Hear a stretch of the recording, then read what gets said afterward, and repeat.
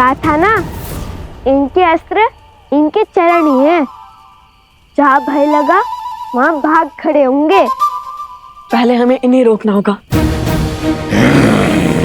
अन्यथा हमारे जाते ही ये आसपास के अन्य गांवों पर आक्रमण कर देंगे। क्या करे भैया, यदि ये असुर होते तो लक्ष्मण रेखा खींचकर इन्हें सीमा में बांध देते, किंतु ये तो असुर भी नहीं है। तुम सदा अनजाने में ही उचित युक्ति सुझाते हो कुछ। असुर नहीं तो क्या हुआ, हम इनके आसपास एक अभिमंत्रित रेखा तो खींच ही सकते हैं ना। जो अशुद्ध होते हैं उन्हें सदा शुद्धता से, पवित्रता से संकट होता है।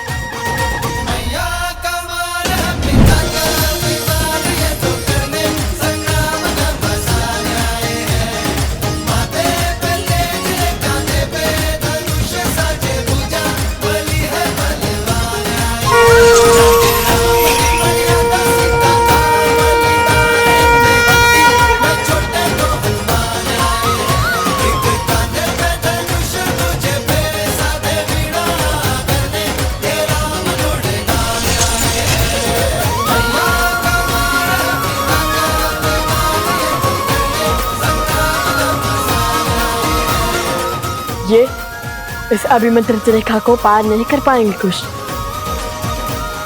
आप सब शीघ्र जाइए। सोमकरण, कुश, चलो।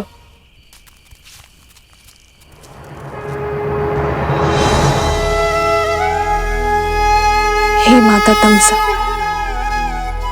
आप सब नदियां, बहनें हैं इस भूमि पर हर और उपस्थित हैं।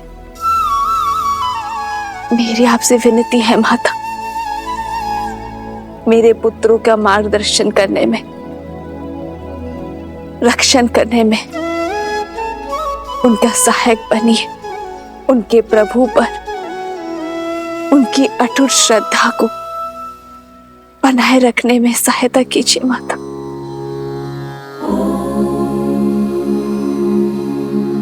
जलनीता पूजनम महानदी देवतानां यथा सर्वाणि देवी सीता प्रीयन्ते तथा तामसः। जलनीता पूजनम महानदी देवतानां यथा सर्वाणि नद्यः प्रीयन्ते तथा तामसः। भूमि की हर नदी जानती है कि आप भूमि देवी की पुत्री सीता भूमिजा हैं और आपकी संतानों की सुरक्षा हमारा दायित्व है। माता, त्रिवेणी धाम में सभी महानदियां आपके पुत्रों को अपना आशीर्वाद देने हेतु उपस्थित होंगे, किंतु जैसे हम स्वयं किसी घड़े तक नहीं जाती, आपके पुत्रों को हमारा आशीर्वाद प्राप्त करने के लिए नदी में स्वयं स्नान करना होगा। आपका कोटि कोटि धन्यवाद माता। आपके शब्दों ने मेरे मन में आशा की ज्योत जलाई है।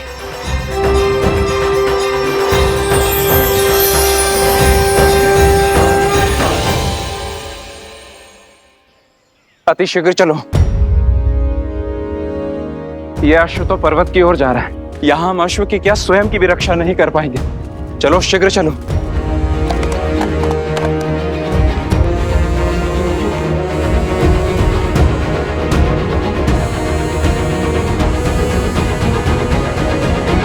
संकल्प है माता सीता को खोजने का।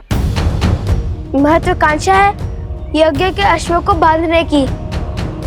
प्रवास है स्वर्ण के कमल लाने के लिए। सज है इनकी रक्षा करने के लिए। भैया, ये क्या पहेली है? पहेली का उत्तर एक ही है कुश, आस। और यदि भगवान वाल्मीकि ने यह आदेश दिया है तो अवश्य ही हमारे सारे कार्य एक स्थल पर जाके जुड़ते होंगे। अश्व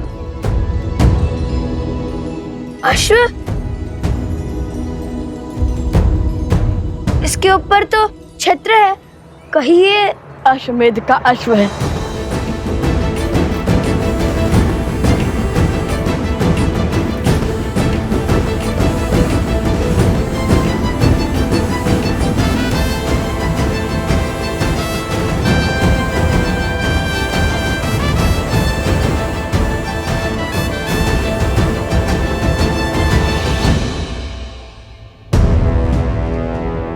वो देखिए भैया,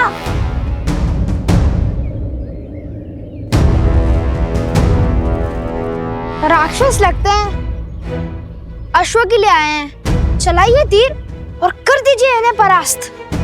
ध्यान से देखो, वे सैनिक हैं और हम सैनिकों पर आक्रमण नहीं कर सकते, किंतु अश्व के लिए केवल इतने सैनिक।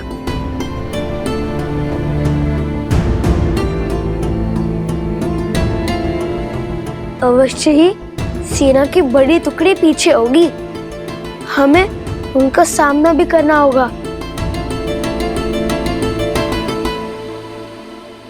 समय कम है भैया, हमें औषधि भी लानी है और स्वर्ण कमल भी। यदि इन्हें ज्ञात ही ना होता कि ये अश्व हमारे पास आ गया है तो कितना अच्छा होता।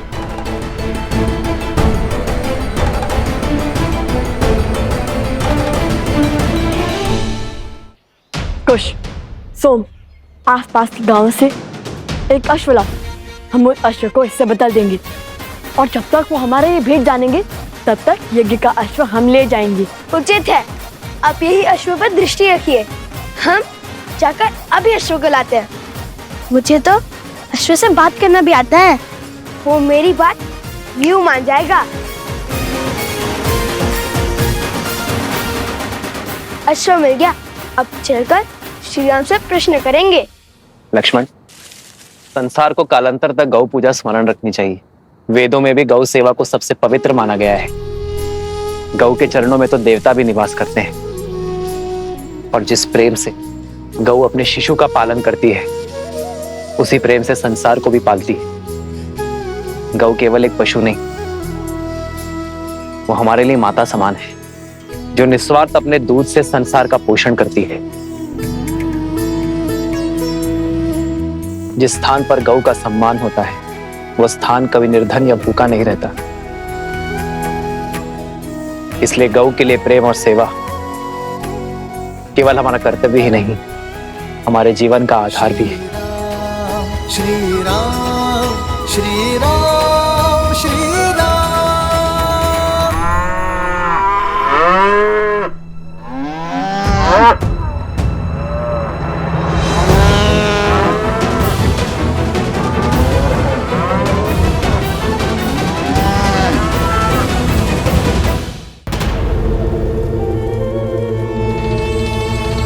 महाराज, महाराज, अश्वमेध यज्ञ के कारण अयोध्या की प्रजा फिर से उस राम की ओर समर्पित हो रही है। मेरे अथक प्रयासों के बाद भी मैं उनके मन को विचलित नहीं कर पा रहा हूं। और कितना समय लेंगे आप महाराज? समय बड़ा चंचल होता है बानासुर, वो किसी के वश में नहीं आता है। मेरे भ्राता दशानंद रावण को भी लगा था कि वो समय के अंत तक जीवित रहेगा, पर देखो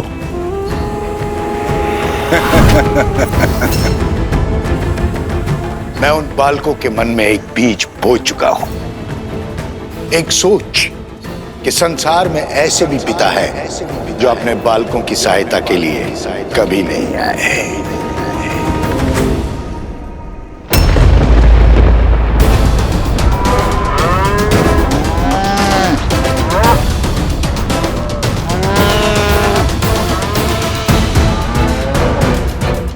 गौ माता का क्रंदन तो अनिष्ट का सूचक होता है। अब इन बालकों को जब पता चलेगा कि श्री राम ही उनके पिता है, जो उनके लिए कभी नहीं था, तब छिड़ेगा युद्ध।